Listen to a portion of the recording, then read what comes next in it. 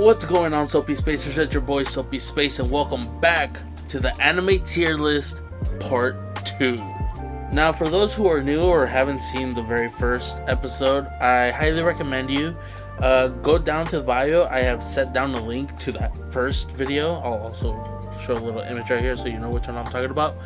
And go watch that one first, and then I would totally recommend you coming back or go to my channel and give it a go. See if you like anything you see. I'm barely starting off, you know, I'm just trying to grow. So yeah, thank you for tuning in. Go watch that. Go watch the first part if you haven't seen it. If you have, cool, you're right where you're supposed to be. Now, in the last video, I didn't specify that I had any confirmed tiers as of, you know, I was going through them as I was going, but officially we have God tier, mythic, epic, good, mid, nuh-uh, and I believe that I will add a final one that's gonna be basically dog shit. So yeah, we're gonna go through what we have so far, and then after that, we're just gonna keep on going and keep adding to the tier list. So for the God tier, we have Dragon Ball Z, Death Note, Dinosaur King. On the Mythic tier, we have Naruto and Attack on Titan.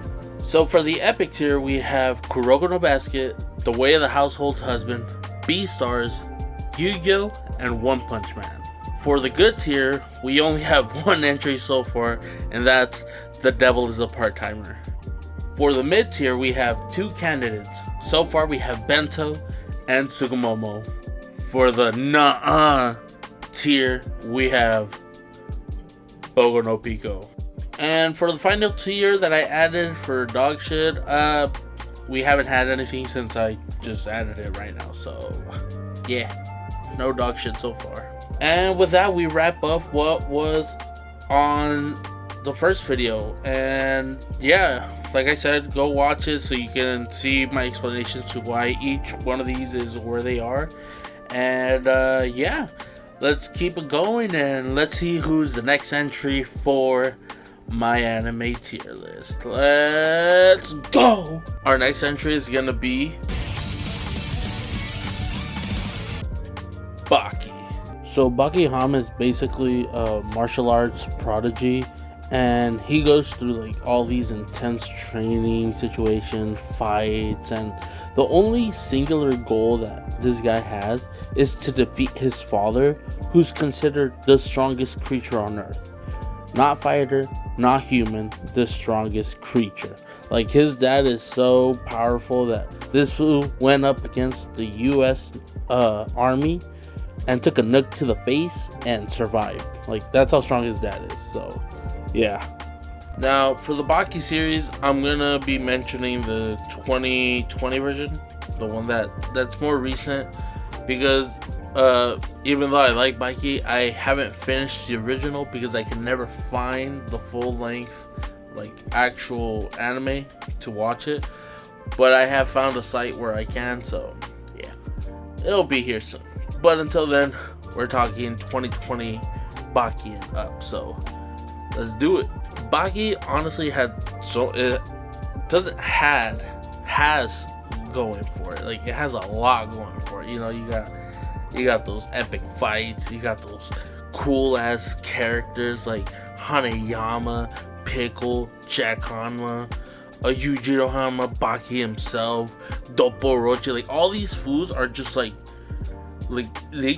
they're like exaggerated to the max. Like, their techniques, their physiques, their fighting styles, like everything is just off the charts, and I'm all for it. Like, there's no way I look at a Baki character and I'm like, fuck, I'll never be like that.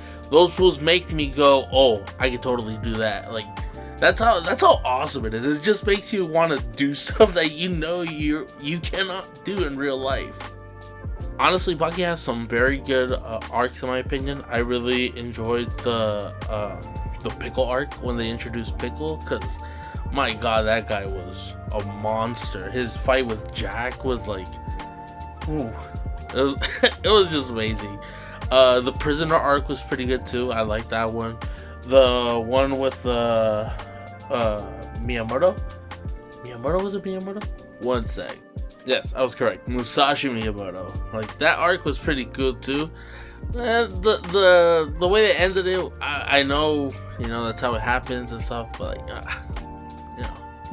that's what happens when you make somebody so strong that you just sometimes don't know how to defeat it. You make them so strong that you don't know how to defeat it, that you have to come up with some random thing, and us as viewers have to just take it.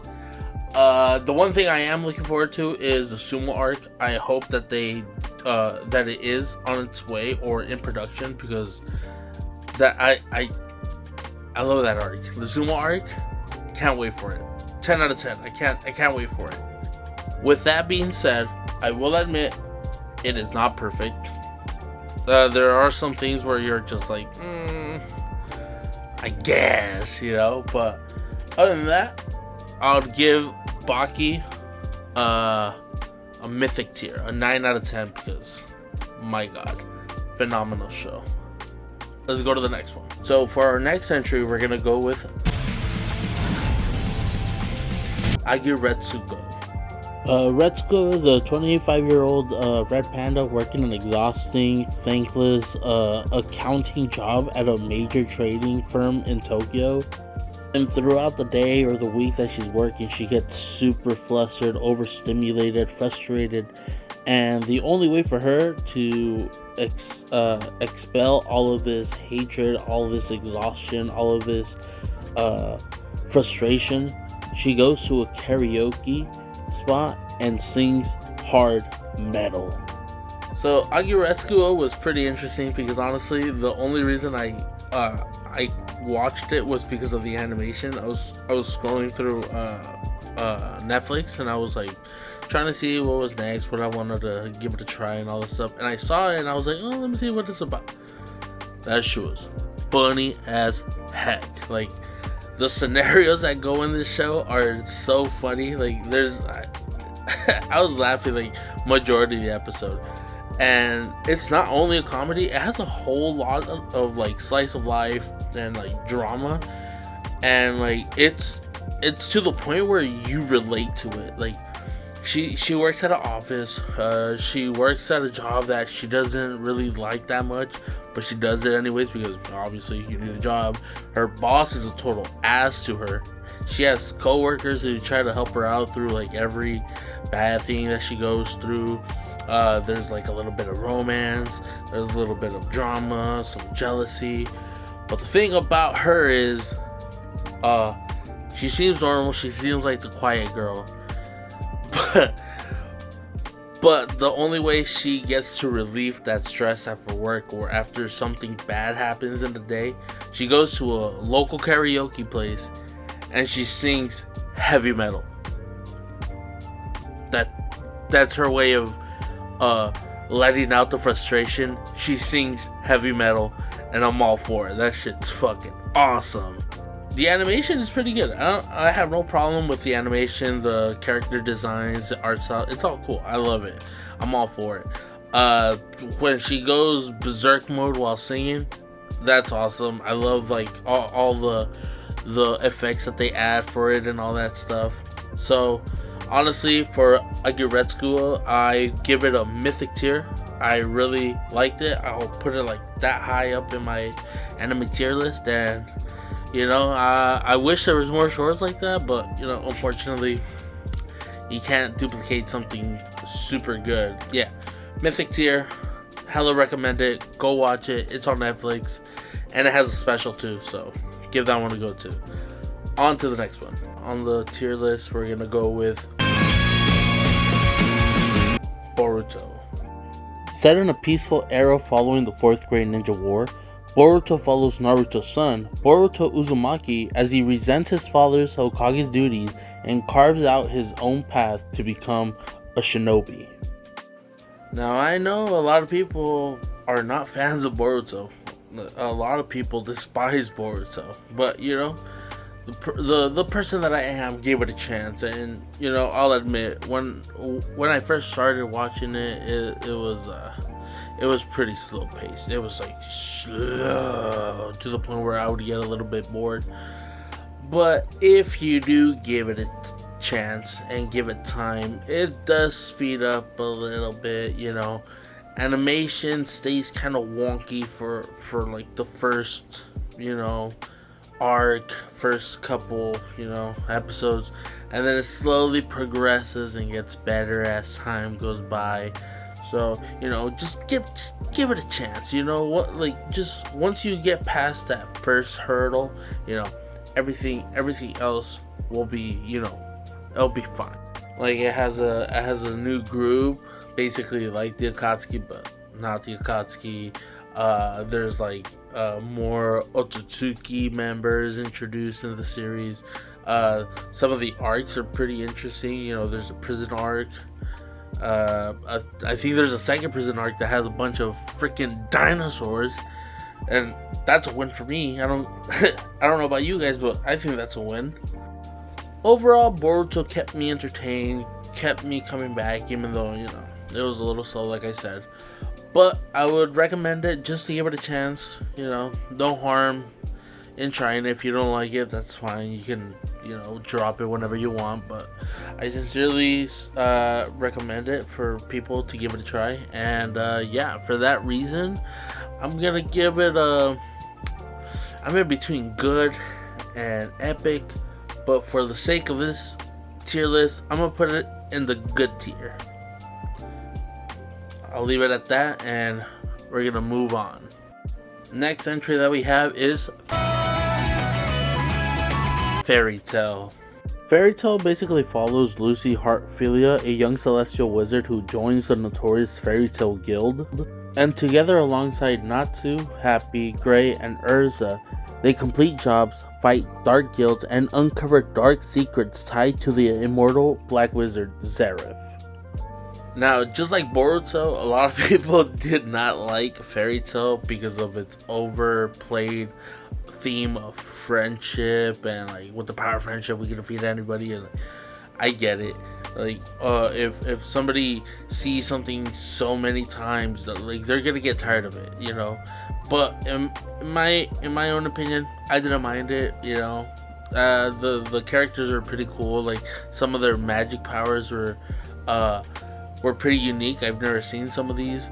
The villains were kind of cool. Like, not all of them. Some of them were kind of whack, but like the good final bosses were like, they were decent. I'll give them that. Like, they were like, oh, I hated them, but you know, pretty good.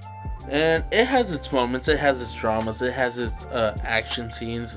There's some arcs where they have time skips, you know, they go to alternate dimensions, or they go to like other time periods and stuff like that. Like, I enjoyed it. I gave it a go, and I thought to myself, oh, this is pretty good. And I watched it all the way through, and didn't disappoint. In my opinion, it didn't disappoint. And you know, it actually came back because it went on hiatus for a while, and they brought back the 1,000-year quest, which I caught up, and it went in hiatus again. So I kind of have to deduct some points from that. And because of that fact that, you know, I'm still waiting on it, I will put Fairy Tail in the epic tier. I would have put it higher, but because they're making me wait for that final arc, it's going down to epic. Next entry is Hunter x Hunter. So Hunter x Hunter follows Gon Freeze, a young boy who learns that his absent father is a legendary elite hunter. Determined to find him, Gon takes a brutal hunter exam and basically befriends Killua, Kurapika, and Leorio, and basically faces deadly global supernatural threats across major story arcs. Hunter x Hunter was actually pretty interesting. I was recommended this by a coworker at work. He said that he read the manga and that he thought it was pretty interesting, pretty like very rich in lore and stuff like that. And he said give it a try. So I was like, all right, let's give it a try. And he wasn't wrong, you know. Hunter x Hunter gave me like a good amount of like action, good amount of lore, good amount of drama. And let me tell you something. I've said this for a while, ever since I saw that. I have a hot take. I do not like Gon. Gon should have not been the main character. I don't care.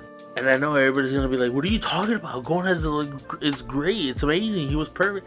I don't care. Motherfucker was a selfish dude who didn't care about anybody but himself. Like on Greed Island, Killua was telling them like, "Hey man, don't do nothing. Just stay put. Let me and I forgot what his name was.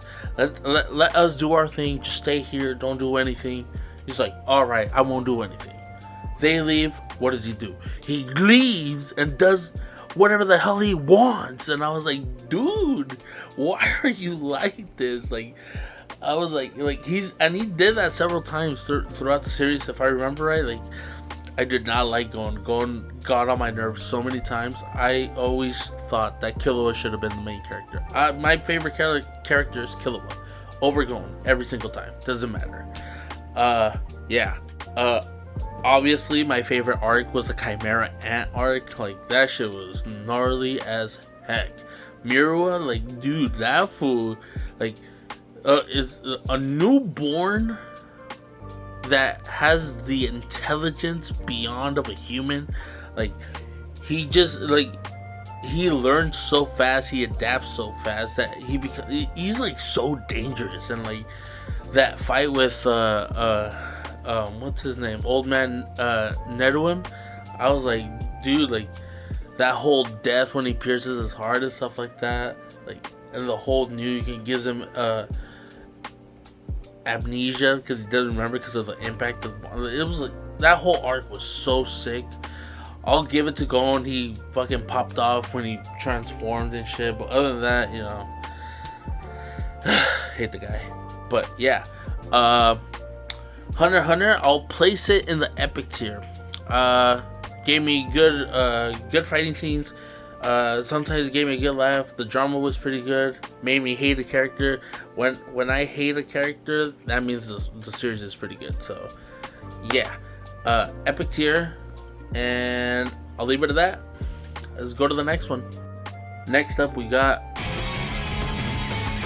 My Hero Academia. Imagine you live in a world where 99% of the human population has superpowers at birth, and everybody's capable of doing basically anything possible, but you land in that 1% that do not have any powers. That is the story of Izuku Midoriya in My Hero Academia. I remember the first time I saw My Hero Academia. The first time I found out about it was either Twitter or Facebook. There was a post where it showed Naruto and Luffy talking to Deku. I didn't know who Deku was, obviously, at the time, because he was barely getting introduced. There was an image that somebody drew, and it was Naruto and Luffy, and they're like telling him like, "Oh, you're gonna be the next one.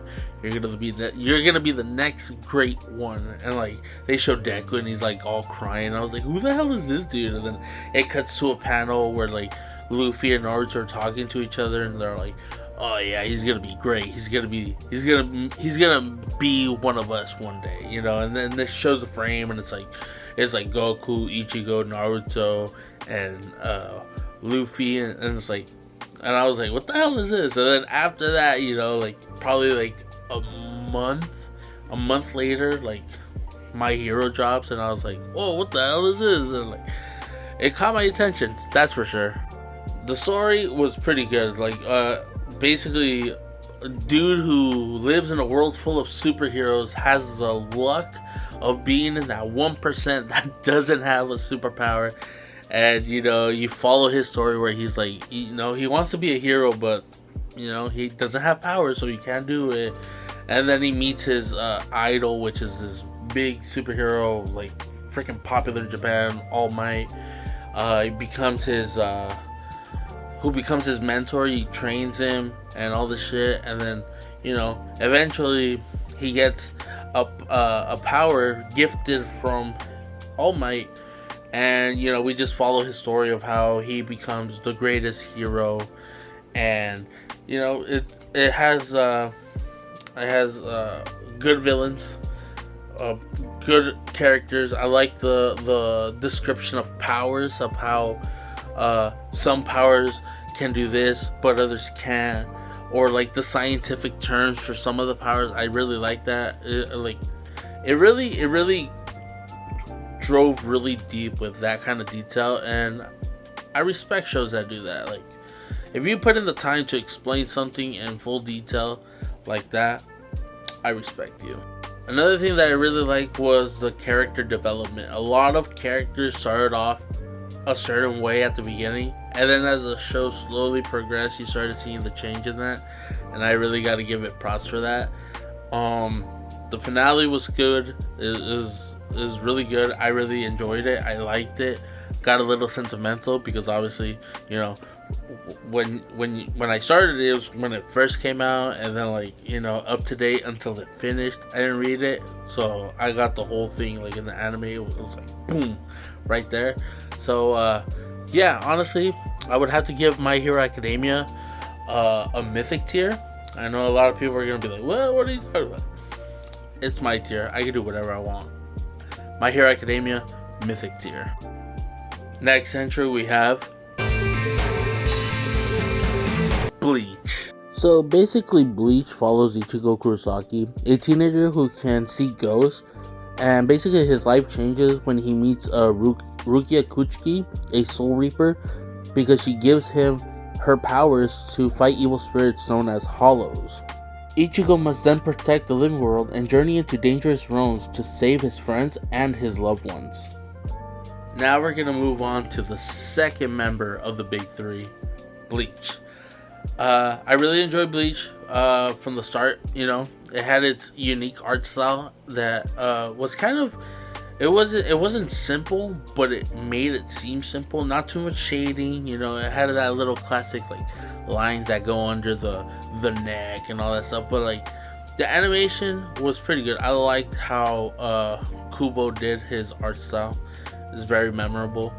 The beginning arc where he's a normal human, but he has like this kind of sixth sense, and then the things that he has to do to save his loved ones, and the sacrifices that he does that lead him to become a Soul Reaper, like all that shit was awesome. I'll admit, it was great. Some of the arcs that were fillers were like, okay, they were decent, but the ones that actually had to do with the story itself was peak. One of my favorite arcs was actually the Espada arc, and the only reason that I liked it wasn't because of the fights or all that stuff. You're gonna be like, what the fuck? The reason why I like this Espada arc was because of the utilization of the Spanish words. Like, every time I heard a Spanish word, I was like, oh, they said something in Spanish, you know, like obviously Espada, which translates to sword. Or when they would say their attacks, like balas, which means bullets, ceros means zeros, and like every time I would just hear those, and I'd be you know, little happy Mexican boy. I was like, yeah, we're getting represented. But yeah, like that arc was phenomenal. I really enjoyed the Yuki Yora fight against Ichigo, where like both of them transform and just go head to head. Like, to me, that's one of the best fights in the entire series. And yeah, I would totally recommend this anime for people who haven't seen it. Like, I'm pretty sure majority of people have seen it. Like, if you're into shonen, you're bound to see it, or it's on your watch list. Go for it. Like, just go for it. And I totally guarantee that you're not gonna regret it.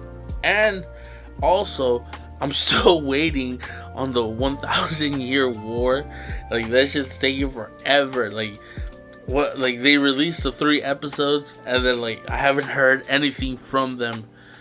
So I'm still waiting. I'm still hoping that we get that pretty soon. And because of that, I'm gonna put it in the mythic tier. So another mythic tier, guys. Up next, we're gonna go with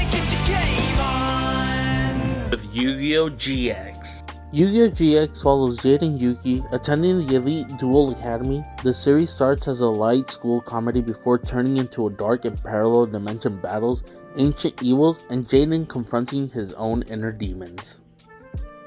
Yu-Gi-Oh! GX is actually the second iteration of the Yu-Gi-Oh! franchise. There's more than 2. I believe there's 9 currently.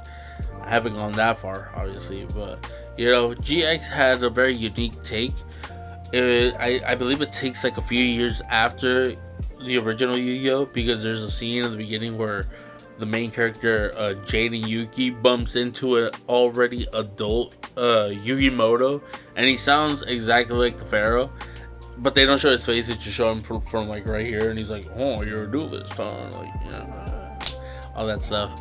And the concept is that Kaiba opened up an academy for young duelists to go and train and try to become better duelists, and obviously there's dorms, and who's the best dorm?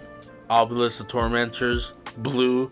The middle ground for dorms are Winged Dragon or Raw, and obviously since Yugi used Slifer, the Sky Dragon, that's the bottom tier of dorms.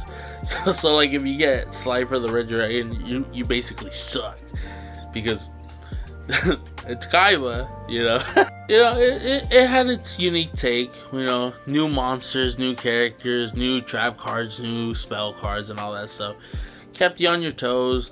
Not as dangerous as the first Yu-Gi-Oh! In the first Yu-Gi-Oh! Fools were getting sent to the Shadow Realm every episode. Right here, it's more tamed, it's more calm.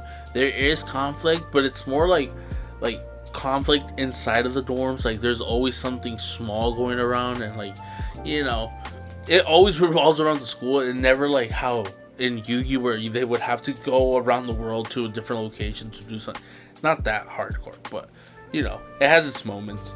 And just like Yugi, who's connected to the heart of the cards and spirits of some of the cards, the main character in this one, Jaden Yuki, also is connected to some of the cards, and he uses them to help him in duels and stuff like that, communicating, making strategies and stuff like that. But the main focus is them trying to graduate to become better duelist, and the final exam is, I believe, I don't know if they cut it from the original, but the final exam is that they have to beat Yugimoto in a duel in order to graduate. If I remember correctly, please forgive me if I got it wrong. It's been years since I seen it, but I'm pretty sure that's what happens. And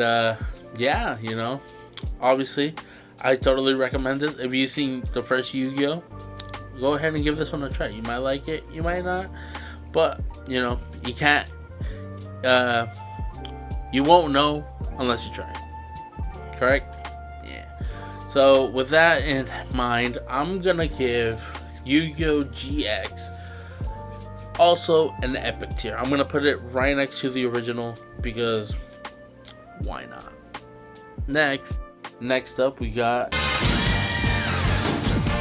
JoJo's Bizarre Adventures.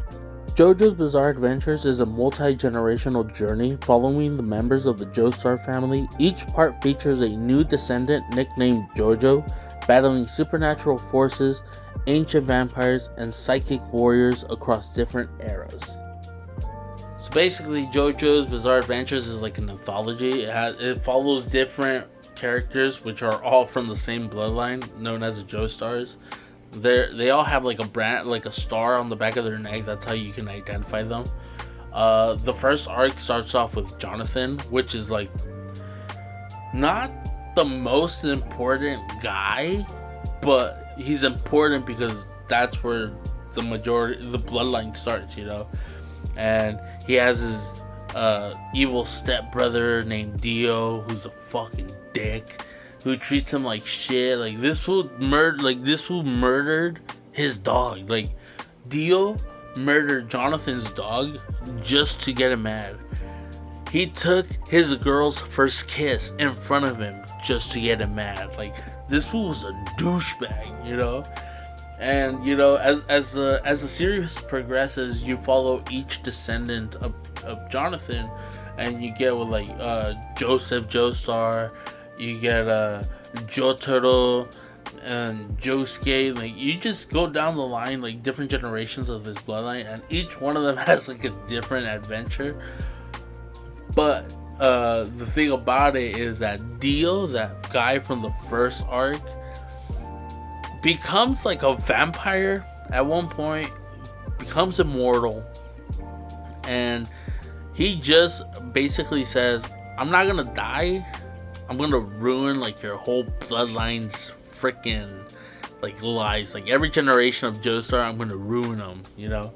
And like, I don't want to spoil, I know I spoil like a lot of these animes already with my explanations, but basically he becomes immortal, and he he basically goes through like the lives of some of the Joestars, not all of them. I think he skips Joseph's because Joseph has to fight some other Egyptian guys, but Dio has like a very strong conflict with Jotaro, which is one of the best fights in the series, in my opinion. And yeah, like honestly, I would totally recommend it for anybody who's trying to get into something new, something unique. You know how there's always that one thing where they say everything's a JoJo reference? It's because of this anime. You know those memes that people bust out with like the no, no, no, no, no? It's because of this.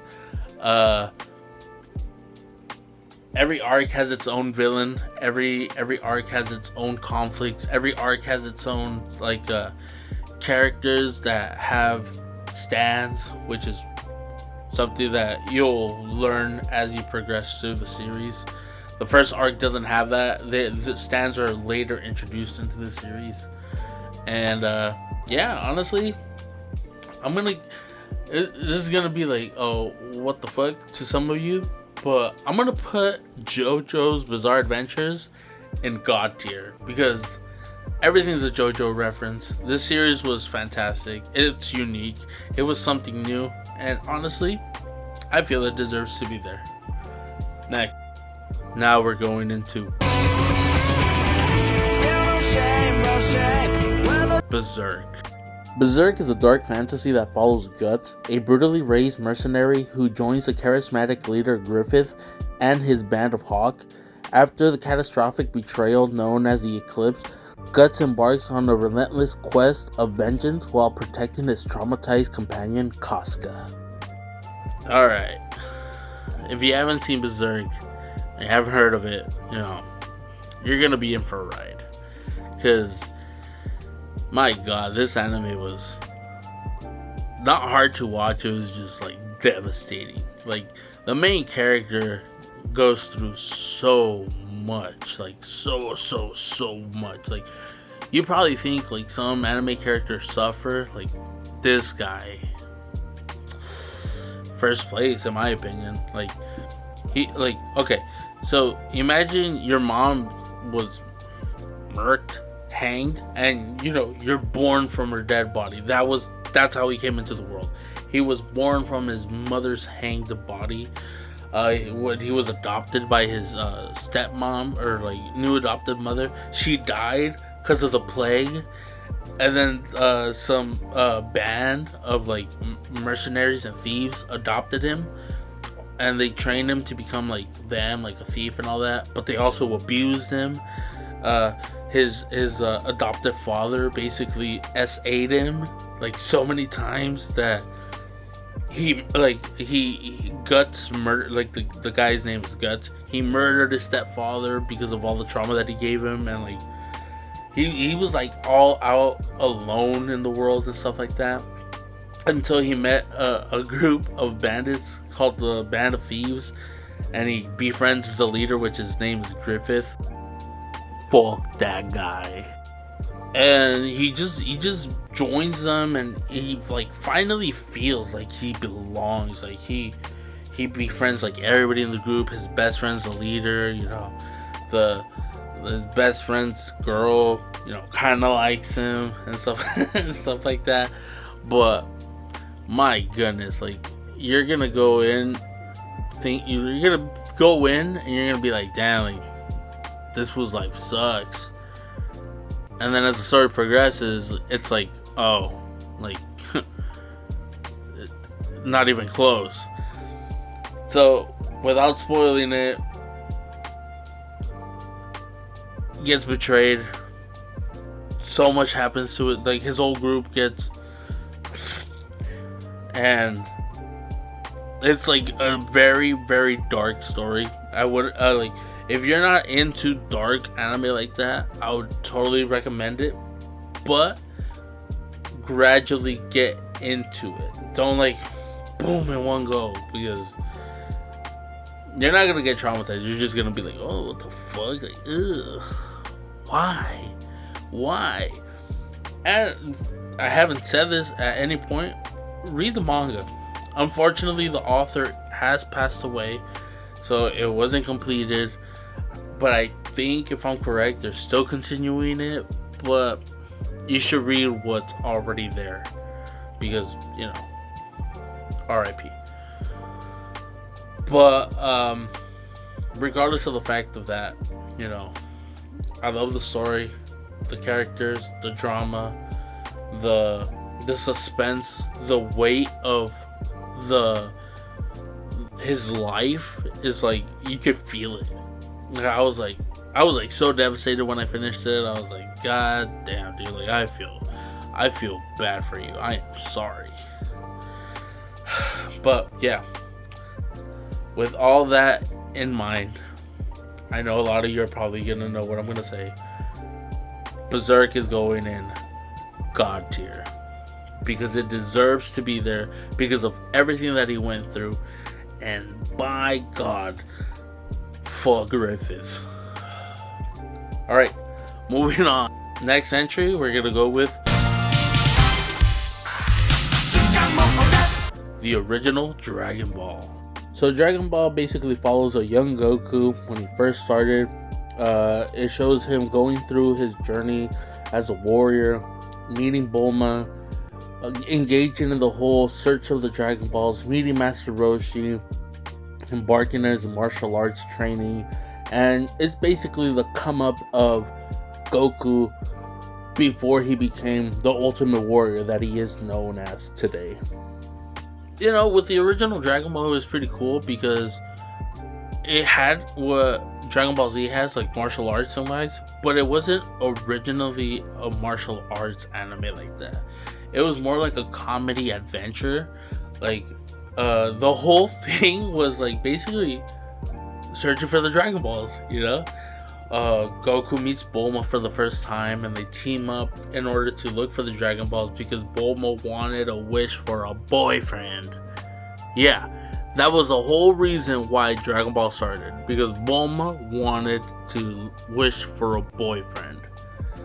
So yeah, the whole arcs were pretty decent. I really liked them. Tournament arcs were fantastic. The fights with Krillin versus Goku versus Yamcha in the desert, the Goku versus Tien, Goku versus Piccolo, like all these fights were fantastic. The adventure aspect of it was, pretty unique for its time. Like, they go out and they obviously look for the Dragon Balls, but there's also a villainous organization known as the Red Ribbon Army that also look for the Dragon Balls, and that's what creates like the whole conflict with, like, it's not only them looking for the Dragon Balls, it's this evil organization who's also looking for the Dragon Balls, which creates a conflict of, like, going back and forth, like stealing the Dragon Balls from each other and all that crap. And that's where that whole android saga starts in Dragon Ball Z, because of this, because Goku fights and destroys his whole army back in the original series, that one of the scientists wants revenge and hates Goku so much because of that event, which is Dr. Gero in Dragon Ball Z, and he's the reason why the Android 18, 16, and 17 exist, which is why there's the Android Saga and the Cell Saga and all that. So it all connects at some point, and you gotta respect that. You gotta respect that storytelling. It's not as action-packed as Dragon Ball Z, but I did enjoy watching it. It was pretty decent. I liked it. So for that reason, I'm gonna put it in the epic tier. Not as high as Dragon Ball, but it still has a very respectable place on the tier. Moving on. Now we're moving on to Naruto Shippuden. Naruto Shippuden is a 2-year time skip from the original series. Naruto comes back. He realizes that throughout his whole training, everybody's been working hard, going up the ranks. Everybody is a Jonin. He's still stuck as a Chunin. He discovers that Gaara is now Kazekage, and that even motivates him even more to become the Hokage, which was his longtime dream as a kid, which still holds up to this series. So basically, Naruto Shippuden is a continuation of the original Naruto. It basically picks up after 2 years of the ending of Naruto. And, basically Naruto comes back. He's all grown up. He's a little bit more experienced, has more, up his arsenal for like training with Jiraiya and all that stuff. And I honestly feel like this series expanded a little bit more on lore than what, primary Naruto did. Because it expands on the Akatsuki, it expands on the Nine-Tailed Fox. We didn't know a lot about the Nine-Tailed Fox, but this series explains a lot.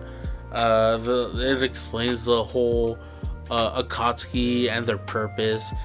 It expands also. It goes like literally to other villages that we didn't explore in original Naruto. Like we go to the village hidden in the sand. There's a village hidden in the clouds, like in the mist. It goes beyond what we didn't get in Naruto, and honestly I really like that. Obviously the most impactful arc is basically almost the last one, which is the Fourth Great Ninja War, because I don't want to spoil it. Like a bunch of stuff happened, like lots of characters return, a lot of characters die. There's this big war, obviously. New power-ups, new techniques, a bunch of characters that you didn't think would team up. It's like this whole, it's like Avengers Endgame type thing, like it's literally at the end of the series, and it's totally worth it. Like going through all of the series just to get to that one arc, totally worth it. Yes, it still has fillers in this series too, and yes, it is kind of a lot. You can just skip over that, you'll be fine. I watched them, they were decent, I have no complaints. So with that aside, unlike Naruto, I put Naruto in Mythic tier. Since this one explored a little bit more of the world, expanded lore-wise, character-wise, like everything just, expanded, I'll give Naruto Shippuden God tier. Like I feel Naruto Shippuden is high up there, and yeah, I'm gonna stick with that. Up next, we're going with Yu-Gi-Oh! 5Ds. Set in a dystopian future where society is split between wealthy, New Domino City and the poor slum of Satellite, Yu-Gi-Oh! 5Ds follows Yusei Fudo as he battles his rival Jack Atlas in a high-speed turbo duel on motorcycles to reclaim his stolen card, while uniting with other signers to save the world. Now we made it to the third iteration of the Yu-Gi-Oh! Franchise, Yu-Gi-Oh! 5Ds. Now the thing that makes Yu-Gi-Oh! 5Ds more unique than the other two series is that they use motorcycles to duel.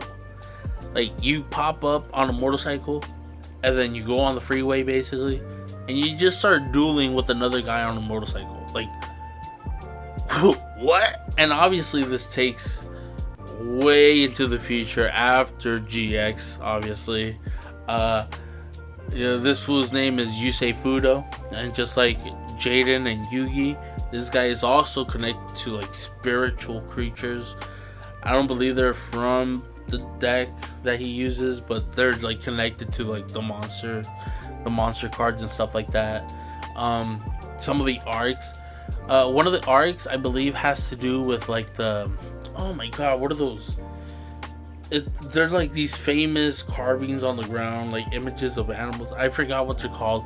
I'll put it up here for you guys to see.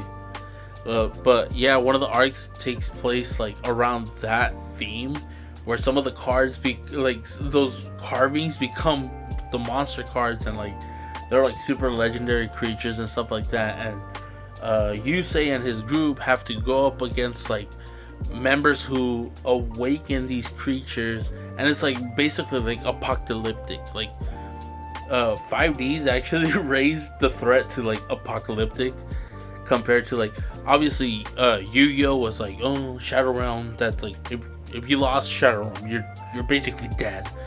GX was like more like everything was like inside of the school, like nothing really expanded outside of that. And then 5Ds was like basically apocalyptic, like doom threat, like. And I'll give it props, it changed up the formula, and it basically raised it up. And for that simple fact, I'm gonna just put it in the epic tier. Like all Yu-Gi-Oh series that I have seen, these are the only 3 that I have seen. I haven't moved to Zexal, but I am planning on that. But in general, I believe every Yu-Gi-Oh series is going to be an epic tier. I'm predicting, unless I am proven otherwise. If I'm impressed with the ones that are coming up, then they'll probably move up in tier. But in general, I believe they're all going to be basically epic tier. So yeah, Yu-Gi-Oh 5Ds, epic tier. And with that, we have reached the end of the tier list part 2. I really hope everybody enjoyed it. I hope everybody stuck around to the end. Don't worry, there's plenty more. I still got more parts. I haven't even reached like half the second page that I was telling you about. But yeah, I'm looking forward to part 3. I know right now it's a little bit of a bunch of epics, a bunch of whatchamacallit, mythics, and like gods. Like there's barely any goods, nuh-uhs, dog shit. I'll work around the list. I'll search for some of those. I'm gonna scramble them around instead of going in order and stuff like that, so that you can get a good variety of it. But yeah, I'll try to work on that. Once again, I appreciate everybody who sticked around and is still here with me. I'm gonna set a link in the bio to the first video, like I said at the beginning of the video. If you didn't watch that one, I totally recommend you go watching that one and then coming back and seeing this one. But if you already saw this one, might as well go and see that one if you haven't seen it. So yeah, link in the bio. I hope everybody's having a great day. I would like to ask everybody if you can give me a like, subscribe. If you want to leave a little comment, tell me if you agree or disagree with some of the choices that I've made. If you want to add an anime to my watch list and I haven't watched it, I'll gladly give it a try. So yeah, I hope everybody's having a great night, great morning, great afternoon, wherever you are. I hope everybody's doing great, everybody's happy, And yeah, I'm gonna end it here, and I'll see you guys later. Soapy Space out.